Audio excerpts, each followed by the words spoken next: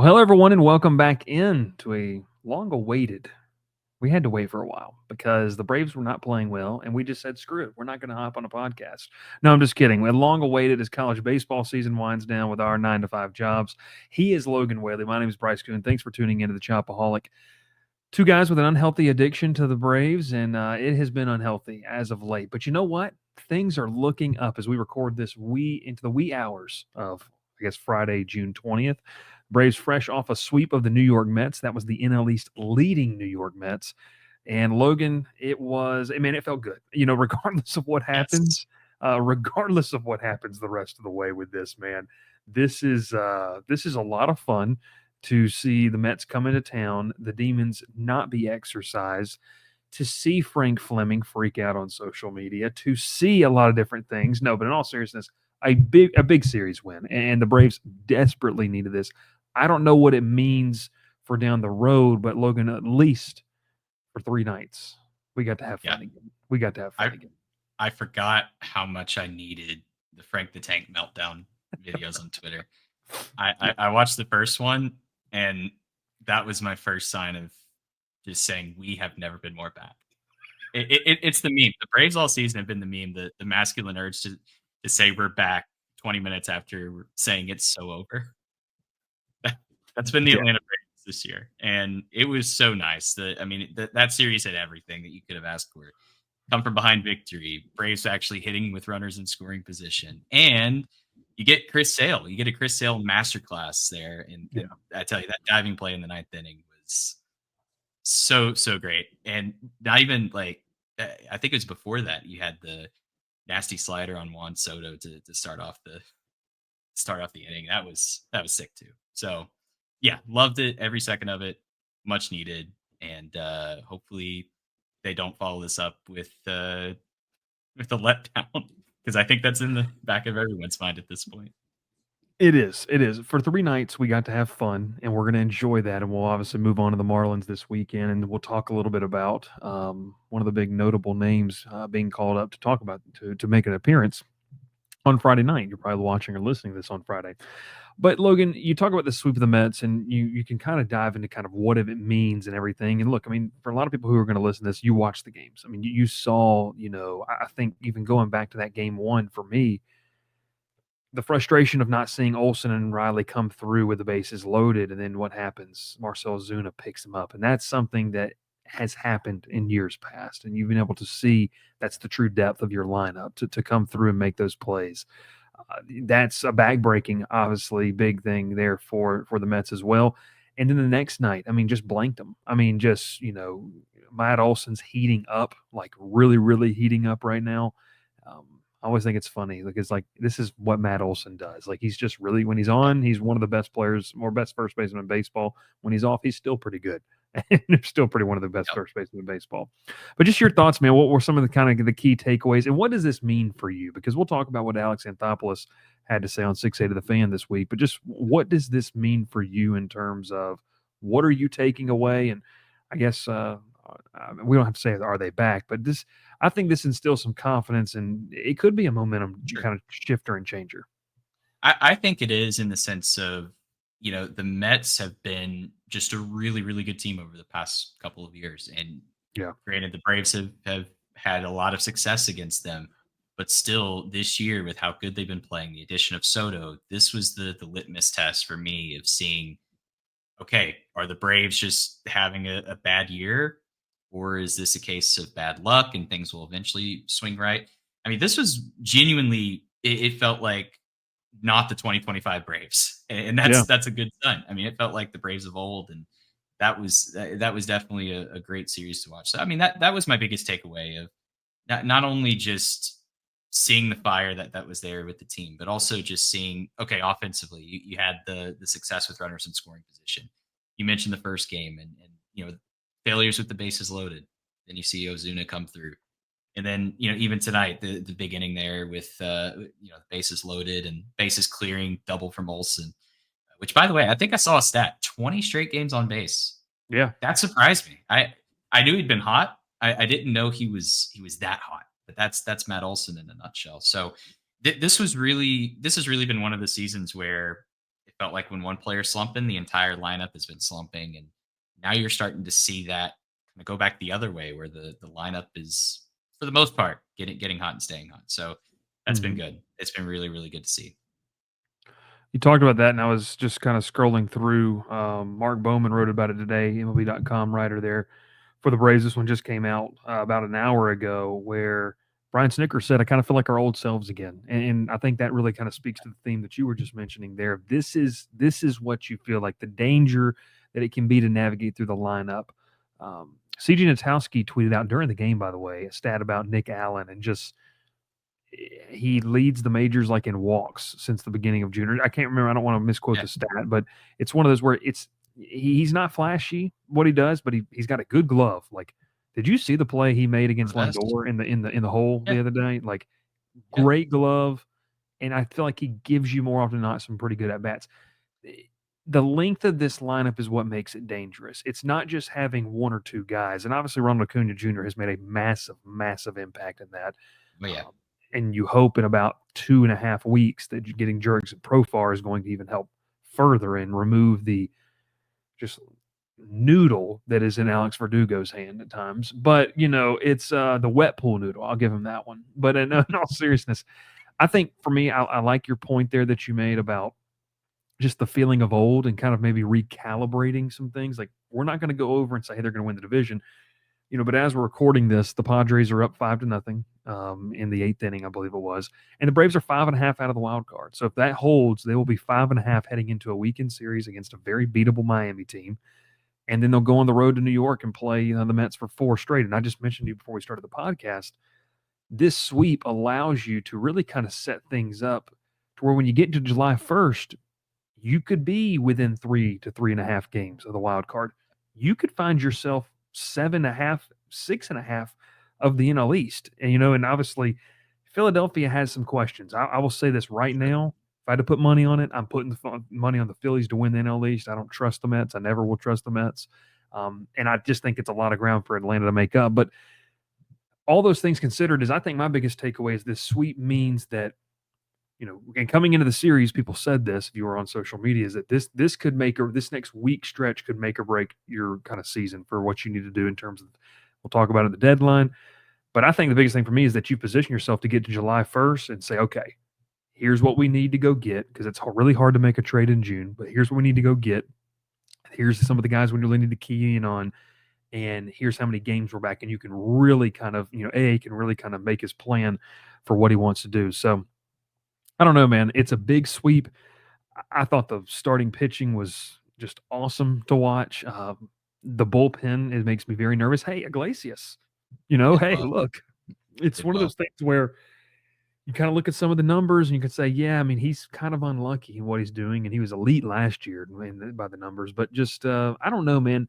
I like what you said. It's just a recalibration, and it just shows you baseball's a wacky game, and the numbers don't always make sense. But it's just one of those things where you know, sometimes you have a team's number, and right now the Mets have got to hate coming into Truist Park. Like, it just cannot be fun for that franchise to come into that ballpark, because I mean, outside of that doubleheader game last year where they clinched, this is not fun. This can't be fun for them, like, at all. Oh, no way.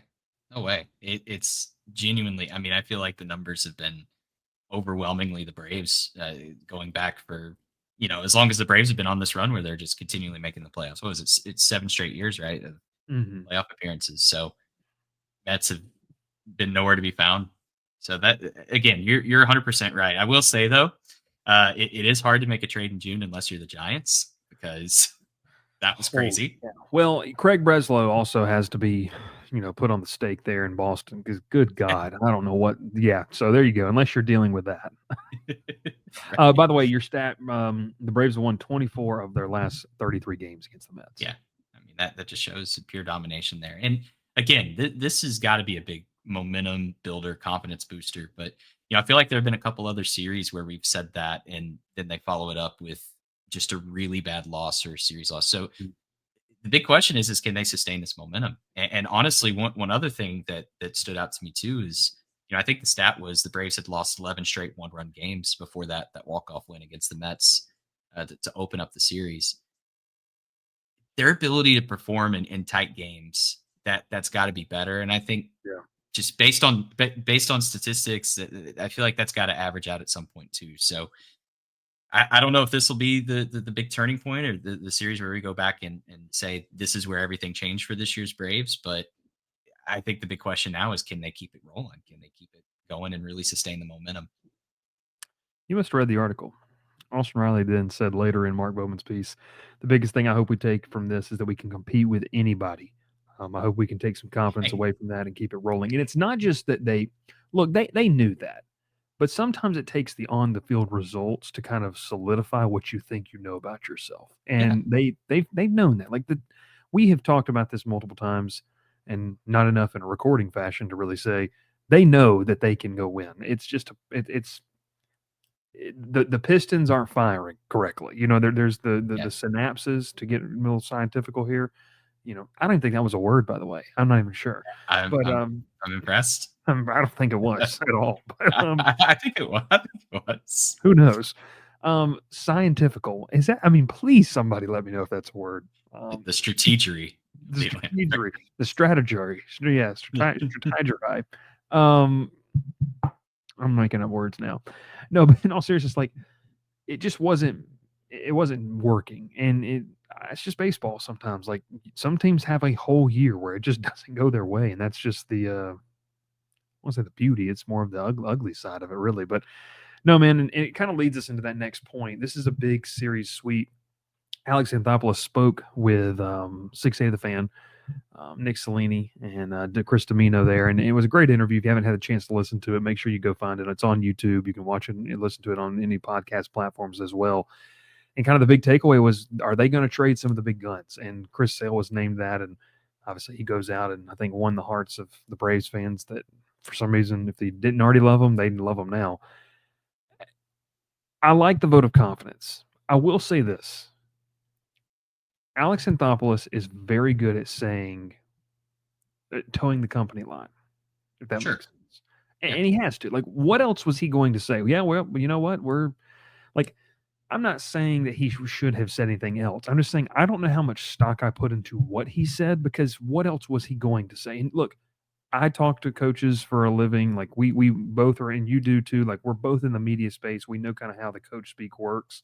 Yeah. To me, this was a lot of that in terms of, yeah, what were you supposed to say? But I think also it does instill kind of a vote of confidence. But I don't know, man. These are grown guys in a locker room. I don't know how much they needed that more than just, we just need something to go our way. So, kind of, what were your thoughts on Anthopoulos speaking out? What do you make of his comments in terms of Sale not going anywhere, and them really wanting to kind of add? They don't want to be sellers, which Yeah. no one actively does unless you're Chicago White Sox. But that's Right. neither here nor there. Yeah, I liked what he had to say in the sense of, I think he if anyone should know the state of the team, Yeah. what needs to be done to address holes in the roster, and he's been vocal about that in the past. I do agree it was a lot of quote unquote coach speak there when it comes to talking about, are the Braves selling or are they all in? But I do think it quells some of the talk of, well, okay, Braves need to trade Sean Murphy. Braves need to trade some of these guys Mhm. in the starting lineup. And honestly, I was never really on board with trading Sean Murphy. The only starter that I think the Braves should consider trading is Marcell Ozuna. It's the only one, just because of age and contract. Obviously, that only 1 year left, and I think Drake Baldwin's more than capable of handling that DH role right now. But that's more of a sidebar than it is about the Alex Anthopoulos conversation. So all I'll say is, when it comes to trading Sale and all of that talk, I'm glad that he came out and at least said, "Hey, this is where we are." And obviously, things can change if the Braves don't build off of this series and they go on a losing streak before the All-Star break and they're 15, 20 games under 500. Mhm. And even Anthopoulos said this: if there's just a meltdown, then that conversation certainly comes up of if the Braves sell. But what I'm curious about is what he means by, we're trying to make trades right now to prove that we're not selling. We're very much buying. I'm curious what direction that he's trying to go, because I do think the biggest holes are, the Braves do need another bat somewhere, whether it's middle infield or even corner outfield, because if you do make the postseason, you're not going to have Profar for that. Yeah. Or do you? Yeah, I think probably the biggest hole is bullpen. And that's something he's been trying to address since the offseason. So, what arms would be out there as far as making a trade for a bullpen arm? So, that's what I'm curious about. There many irons in the fire from what it seems like, and that's what I took away from that conversation. But what materializes is probably the big thing, because I don't think the Braves are going to stand pat. I don't think that they will not make a move. I think they will make a couple of moves, but how big are those moves is what I'm curious about. I say this so many times, Logan. A lot of people want this to be MLB The Show franchise and turn trades on and just make moves that would never happen. I Yeah. don't know. The reports that they were going to go out and they actually made an offer for Rafael Devers, which was completely contradicted by more reputable sources. That being said, this to me is one of those things where, look, I don't think Atlanta's going to sell. I, and let's just be real. If you were really going to get crazy and sell here, okay, Ozuna, all right, he's got what 10-5 though, so which is going to be interesting to That see is, how he utilizes that. that is true. Outside of that, really brings back significant value? Maybe a team wants Pierce Johnson. Maybe a team wants Iglesias. The kicker to me, and I saw this kind of going on social media, was if they really like if things get really bad, would people were asking, would you shop Ozzy? And the thing for me with shopping Ozzy is, one, Ozzy has the track record to where you would believe he's gonna bounce back. And sometimes at some point these guys just have to perform. But also too, I feel like you'd be trading him when his value is pretty low. Like Yeah. it would be a weird. I don't know. To me, there's not a move out there that screams obvious sell for them. Now, if they traded Chris Sale, that would be like, okay, that would make more sense. But I don't. We've already seen that said they're not going to do that. So standing pat to me, if selling is not an option, standing pat would be the equivalent of selling. Is Yeah. that crazy? Like standing pat with this team. This team is not. The current construction of this team is not advancing in a postseason series. Do I think No, they can get there? Yeah, maybe. maybe.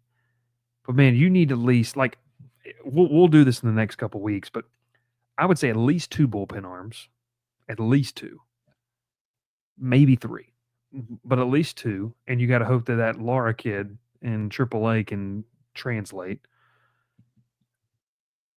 And then going from there, Logan, Nick Allen's one of the worst hitters in baseball. Like just factually, he is. But it wouldn't be as big of a problem if you at least got at league average or replacement level at player production from Michael Harris and Ozzy Albies. You can mask it, but you can't, so it looks worse than it does on paper. So Yep. if they do buy, where do you upgrade? Bullpen is what it is. Starting pitching feels like it's coming into form. Maybe you could add, an innings eater, but do you really need to if Elder and Holmes are okay? I don't know. I I think it's I think it's a position player and maybe two bullpen arms, but it's got to be the right position player because I don't know. What are your thoughts on that? Yeah, I wouldn't be opposed to starting pitching, just seeing what we've seen in the past from Elder and Holmes. Oh God. Uh, Can they sustain it? Just go ahead and That's say the it. big You question. don't. No, Grant I Holmes don't is amazing, but no, say what you want to say about Mr. Elder. he, he's not great, Bryce. He's just not Hey, he great. loves San Francisco. San Francisco's nice this time of year for him. It is. Maybe look, maybe the Giants are just blinded by Bryce Elder. Like they look at nothing else except his performances against them, and offers just the craziest deal you've ever seen for Bryce Elder. No, but here's the thing though. I wouldn't be opposed to a veteran starting pitcher of some sort. And look, the Orioles are not good. Call me crazy. I would not be opposed to Charlie Morton. Oh God. I wouldn't be opposed, because here's the deal: you lose AJ Smith-Shawver, and again, the same questions remain when it comes to the health of Sale and the health of Strider. Can they stay healthy the rest of the year? Because if one of just one injury is all it takes, and this rotation falls apart. That's all it takes. There's no depth there. And look, Elder and Holmes, they're fine innings eaters, back half of the rotation, sure. But if you really want to make a run at this, and I'm not saying Morton is that guy either, Yeah. but he wouldn't be expensive. He would not be expensive at all. Well, yeah. No, I hear you. In the words of Chip Carey, there's also this guy they're hoping can return named Ronaldo Lopez. That's also true. But man, he hasn't even been throwing. No, And he so hasn't been throwing. He's been shut down for what, 12 weeks? yeah, Something like so that. he'll come back. He'll start throwing again in July. You put him in the bullpen. I mean, I wouldn't be opposed to that either. Because he's a bullpen guy to begin with. It's interesting. We need to take a look. We'll dive into that later in the month in July. Like, where do you really go, and what are some realistic options for the We Braves? need a lefty. We need a lefty though in the bullpen. Oh my god! There's this guy named AJ Mitchell. Yeah, I love Dylan Lee. Don't get me wrong. We need more. We need more than Dylan Lee. So. Yeah, you do. You're not wrong about that. A does speak out. One of the additions, it's going to feel like a deadline addition. The Braves are calling up young right-hander Didier Fuentes. He's set to make his major league debut. Logan, this is a guy that been kind of keeping tabs on in the minor leagues. He turned 20 3 days ago. So you're talking about, I mean, this is a young kid.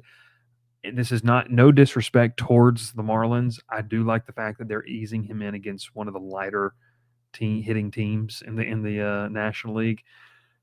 What is the realistic expectation here? I mean, as Braves fans, we've become so accustomed to these guys just coming up and just being stars right away, to when the guys aren't, we kind of like, oh gosh, what is this? Get away from me, ooh, type of thing.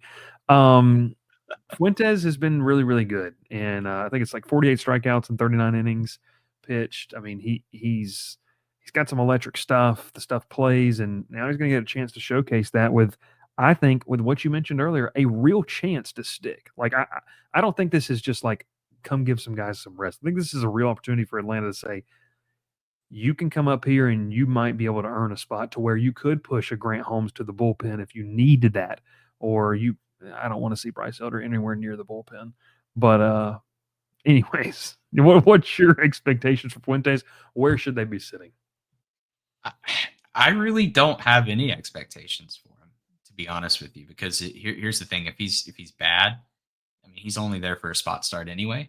So let him develop more in the minors. That's totally fine. The fact that they fast tracked him is interesting to me. It tells me they see something in him, and I think this is, if anything, it's a start to evaluate him, see what he has, see what he can provide. And I think that's Anthopoulos' way, just in general. We're going to evaluate every single option we have internally before we go out and try to make a trade. Could this be kind of a showcase for other major league teams too in a trade? I could see that too. But again, I think this is, Anthopoulos' MO, as far as we're gonna evaluate every single option we have internally before we go out and make additions to help this team. So I'm excited to see what he could provide. I hope that it's a situation where he can be a contributor, but I also see a world where this is showcase a dude before you trade him too. 7 strikeouts over 3 innings in the breakouts game back in the spring. Didier Fuentes got upper 90s fastball. I talked with some people who obviously watched him in Columbus this year. Looked really good. Made one start in AAA, which I'll say this. I want to go back to what I was saying. I think this is a spot start. And the reason being, and believing that, is this pushes Schwellenbach to start Monday against the Mets. So you're really going to roll into it, and I'm looking at it here to make sure I got this right. You were going to have Holmes, Elder, Schwellenbach as the weekend starters in Miami. Well, now you get to go Schwellenbach on Monday, Sale, Strider, Holmes for the 4 games at Citi Field, which is, like, I don't want to say it's your season, but it's like we talked about, it's another chance to really make some big headway and some big moves before you get in July. So with Fuentes, could this just be a spot start? Yes, but I do think it's a chance to prove, like, hey, I'm ready. And like you said, you did fast track me, but I am ready for potential what we have going on. He allowed 1 run in 4 1/3 with Gwinnett. I believe, I can't remember who he pitched against. I think it was Charlotte, the Knights he pitched against, which is what's the difference between AAA Charlotte and Major League, the farm system of the White Sox in general? Nobody knows at this point what they are. So, in all seriousness, Fuentes is going to be exciting to watch. And you even mentioned, too, the trade piece. Atlanta doesn't have a ton of currently, but this could be something where it is, like you said, it's an audition. Is this an audition for a team that says, hey, wow, that kid's good. He's only 19. He's now 20. Like, maybe we bite on him. If Fuentes is traded to Baltimore for Charlie Morton, I will blame Logan, and that will be on him permanently. But you know what? That's neither here nor there. Braves got to make some moves before we really think about adding some more talent here. So it'll be interesting to see. I'm excited to see you there as well, and we'll kind of go from there. But hey, he's Logan Whaley. The Braves sweep the Mets. We appreciate you watching and tuning in and listening to the podcast, and we're going to be better about getting these episodes out there as well. We also present thanks for our sponsor, Georgia Golf Company. Make sure you get on the links this summer. I did, by the way, Logan. I played best ball last weekend, and I think I had about 8 shots that were usable. So there you go for my team. So that was worth it. I felt good about it. I felt good about it. So, no, we appreciate everyone watching. Make sure you hit that subscribe button. Make sure you like the video. Braves sweep the Mets. That's the important thing to know. And trying to make up some ground and trying to get some good mojo heading into the month of July. Bottom line, if Michael Harris and Ozzy always bounce back, it changes everything. Is that too much to ask? By the way, it might be. It might be. You never know. Look. We've seen it in the past. We've seen how good they can be, but they both look lost at the plate. So lost at the plate. Ozzy's looked better recently. He had a double and the triple 2 days ago. He had a really nice RBI single tonight. Yeah.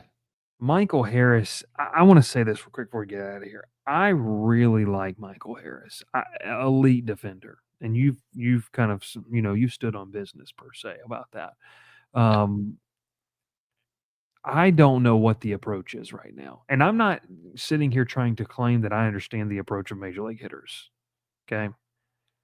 I don't know what his approach is at the plate. I feel like he's in a situation where, is this crazy?